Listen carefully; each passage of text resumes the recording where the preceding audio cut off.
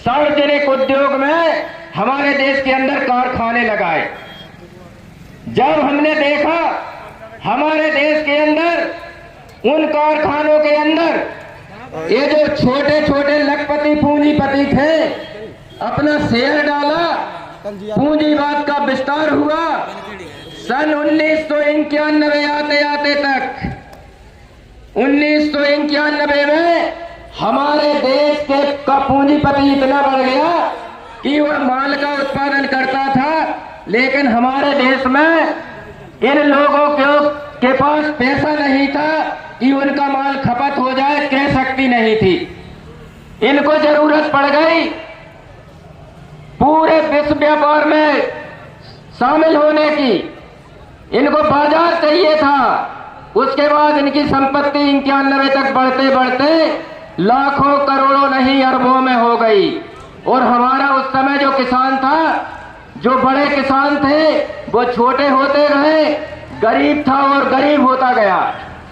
और जब पूंजीवाद का विकास इतना हुआ कि सन 1991 में नरसिम्हा राव की कांग्रेस के शासनकाल में जो डंकल प्रस्ताव था, डंकल प्रस्ताव नाम से एक प्रस्ताव आया था, डंकल प्रस्ताव, गेट समझौता, WTO जिसको आज अपन लोग कहते हैं, विश्व बैंक, अंतर्राष्ट्रीय मुद्रा कोष। तो क्यों जरूरत पड़ी इन धन्ना सेठों को? जैसे उदाहरण बताऊं, अपने देश के अंदर मान लीजिए सीमेंट की बोरी 300 रुपए में मिल रही है, विदेशों में इनकी सीमेंट की बोरी 3000 रुपए में मिल रही है। आप लोगों ने देखा होगा अपने देश के अंदर उस समय लाल गेहूं आया करता था।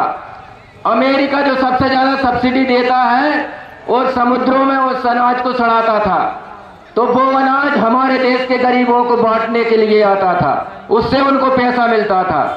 तो ये जो पूंजीपतियों का जो खेल आगे चला, विदेशों के अंदर इनके मार्केट खुले, उस समय ये जो आज लुटेरी भारतीय जनता पार्टी, आडवाणी जी का अध्यक्ष काल था, उस समय भारतीय जनता पार्टी और अखिल भारतीय किसान सभा इसी लाल झंडे ने उस दंगल प्रस्ताव का विरोध किया था। जब उस समय कांग्रेस लाई थी कि यह देश को बर्बाद कर देगी, और इनका शासन आते आते इन्होंने इस दंगल प्रस्ताव को, इस पूंजीवाद को इतनी गति से आगे बढ़ाया कि आज जो उस समय अंतर्राष्ट्रीय समाजवादी देशों से मिलकर के जो कल कारखानों को बनाया था, उनको बेचने का काम आज ये भारतीय जनता पार्टी के ये धोखेबाज लोग कर रहे हैं।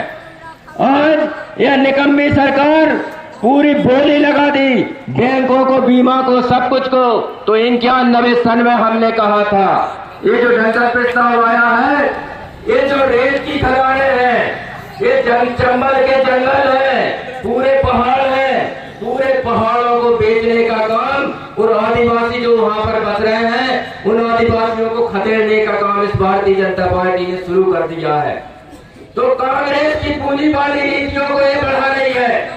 और आज हम प्रत्यक्ष रूप से ये देखें, उस समय 2014 में जो भूमि अधिग्रहण बिल जो भारतीय जनता पार्टी के समय भारतीय जनता पार्टी लाई थी, सरकार आते ही उस बिल का विरोध किया था। उस लड़ाई के समय 86 किसान संगठन थे, 86 किसान संगठनों ने देश भर के अंदर लड़ाई लड़ी उस भूमि अधिग्रहण कानून को रद्द करवा